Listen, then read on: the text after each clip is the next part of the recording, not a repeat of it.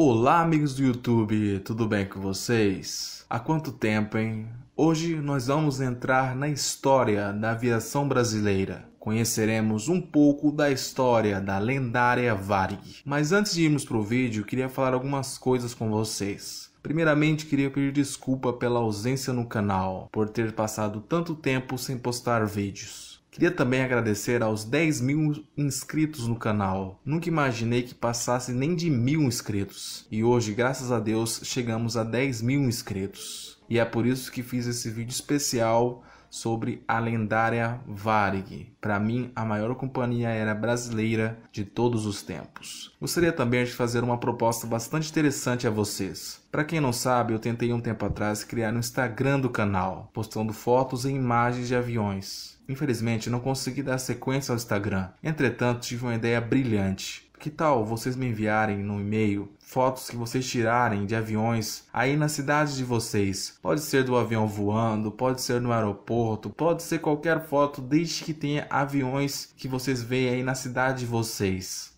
Aí como que você vai fazer? Você vai me enviar essa foto no endereço ca.instagram2@gmail.com, tá aparecendo aí na tela. Você vai falar o seu nome, a sua cidade e o que eu vou fazer? Eu vou pegar essa foto e vou postar no Instagram, dando os créditos totais a quem tirou a foto. Então vamos fazer isso? Vocês mandam fotos e eu posto no Instagram, dando crédito a vocês e acabo conhecendo um pouco de cada um de vocês. Então vamos pro vídeo. Obrigado mais uma vez aos 10.000 inscritos. E vamos lá conhecer a história da Varig. Aperta o cinto, porque agora nós vamos mergulhar na história da aviação brasileira.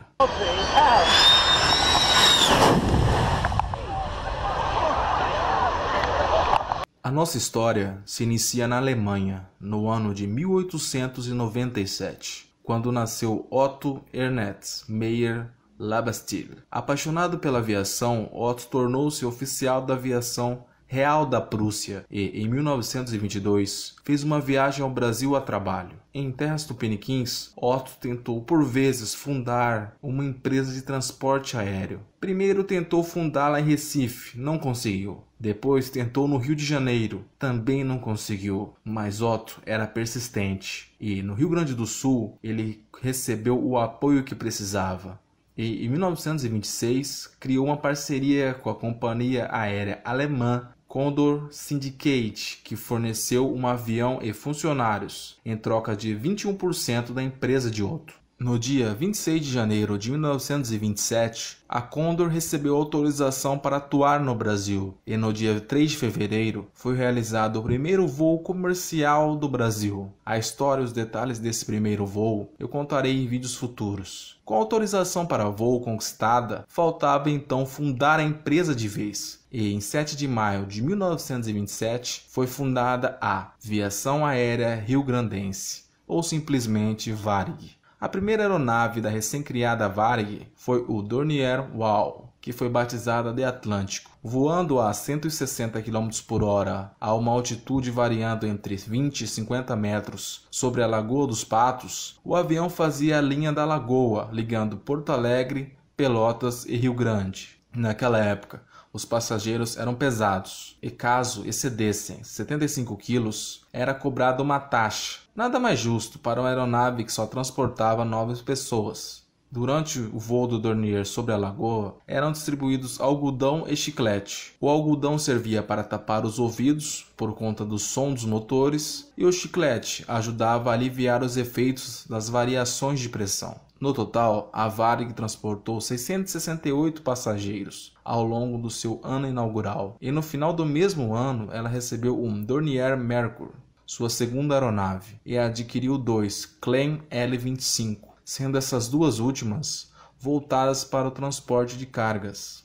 Em 1930, a Condor desistiu da sociedade com a Varig e os Dornier foram devolvidos. Desestabilizada, a empresa ganhou um terreno do governo e ajuda financeira. Era o que precisava. O apoio financeiro permitiu a compra de aeronaves Junkers e a construção de um hangar no terreno ganho. Com investimentos na construção de pistas em cidades do interior do Rio Grande do Sul, a Varig expande suas linhas para várias cidades do estado. Uma curiosidade da época era que os pilotos se orientavam às vezes por meio dos animais. Se os animais se assustavam com os motores dos aviões, isso sinalizava que eles estavam passando pelo caminho ou chegado na cidade errada, já que provavelmente os animais estariam ouvindo os motores pela primeira vez. Em 1937, a Varig comprou o jumbo da época, o Junker GU-52, que podia transportar até 17 passageiros. Foi também naquele ano que se deu início à radiocomunicação, proporcionando mais segurança e eficiência no sistema aéreo. A década de 40 teve um gosto diferente. Com a Alemanha na guerra, peças para as aeronaves eram difíceis de se conseguir, já que tudo que a Alemanha produzia em maquinário e peças era para a guerra. Com o Brasil na guerra, Otto se distancia da Varig, por ser de origem alemã, e com isso assume a presidência Ruben Martin Berthold. Ruben divide a Varig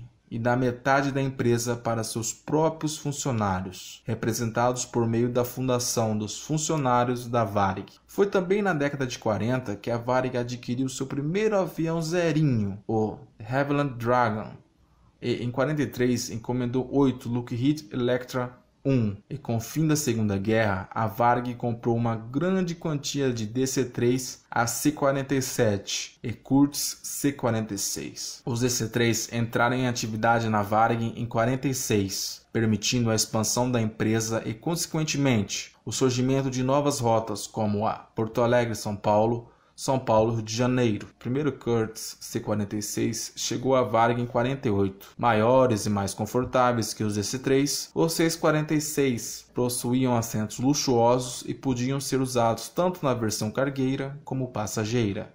Na década de 50, a Varig passou por uma grande reestruturação e, em cima disso, recebeu autorização para realizar voos para os Estados Unidos. Para tal, necessitava de aeronaves adequadas e, por isso, adquiriu os Covairs 240 e os Lockheed Super Constellation. Em 1955, foi realizado o primeiro voo para Nova York. Já dava para ver que a Varig estava mirando o topo e, para tanto, encomendou em 1957 Boeing 707s e os Caravelle. A década de 60 talvez tenha sido a década de ouro para a Varig, já que seus 707 voavam regularmente do Rio a Nova York. Em 61, a compra do consórcio Real Aerovias Nacional proporcionou domínio na aviação nacional e ajudou na expansão da malha internacional para Lima, Bogotá, Miami, Los Angeles, México e Caracas, dando amplo destaque à companhia aérea no cenário nacional e mundial. Na década de 70, a companhia adquiriu os modernos Boeing 727 e 737 para as rotas nacionais. E para as rotas regionais, a companhia adquiriu os Avros. Com isso, os Electras 2 ficaram na rota Rio-São Paulo. Em 74, a Varig realizou o primeiro voo com o então moderníssimo DC-1030, partindo do Rio para Nova York. Era uma nova era nos voos internacionais. Maior e mais moderno, o DC-10 permitia uma viagem confortável e tranquila. Com a divisão do Brasil em 5 regiões, as companhias aéreas ficaram responsáveis por atuar em regiões separadas. E devido a isso, a Varig se une em 1976 a Top Taxi Aéreo, criando a Rio Sul. A Rio Sul ficou responsável por operar na região sul do Brasil e nos estados do Rio de Janeiro, São Paulo e Espírito Santo. Em 1975, a Varig compra a Cruzeiro Linhas Aéreas. Mas, apesar da fusão das duas companhias, elas ainda continuaram separadas, cada qual com seu avião, mas o logo da Cruzeiro aparecia nos comerciais da Varig, indicando a fusão das duas. A crise do petróleo fez com que a Varig reduzisse sua frota de 100 para 60 aeronaves, mas mesmo assim a Varig seguiu na expansão de rotas, chegando à África por meio da rota Rio de Janeiro, Luanda, Joanesburgo, e os números da companhia eram bem expressivos. Era a maior empresa privada fora dos Estados Unidos, a 8ª maior do mundo em cargas, a 14ª em extensão de linhas e a 22ª em passageiros por quilômetro transportado.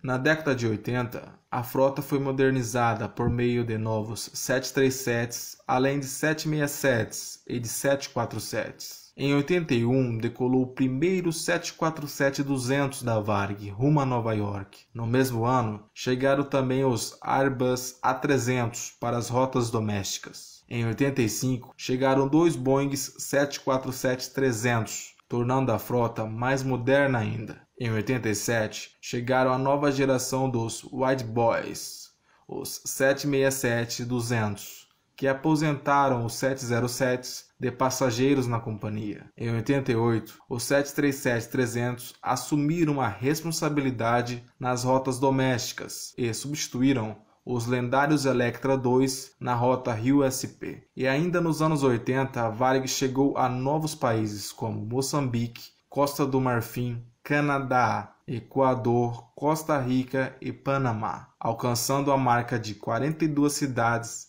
internacionais com rotas da empresa. Outro marco naquela década para a aviação nacional foi a abertura do aeroporto de Guarulhos, que, claro, a Varig aproveitou para criar novas rotas como São Paulo-Amsterdã, São Paulo-Londres, entre outras. A década de 90 se iniciou com os 2 maiores e mais modernos jatos da época, o MD-11 e o Boeing 747-400. Ambos chegaram em 91 à Varig. Surgiram também novas rotas: São Paulo-Joanesburgo, Joanesburgo-Bangkok, Bangkok-Hong Kong, além de voos para Orlando, Chicago e Atlanta. Em 91, a rota mais charmosa do Brasil perdeu a sua aeronave mais famosa. O Boeing 737-300 substituiu o último Electra II na rota Rio-SP, e o último voo desse Electra ocorreu no dia 5 de janeiro de 1992, com uma despedida emocionante. Em 97, a empresa realizou uma grande encomenda que totalizou 24 aeronaves, entre elas 737-200,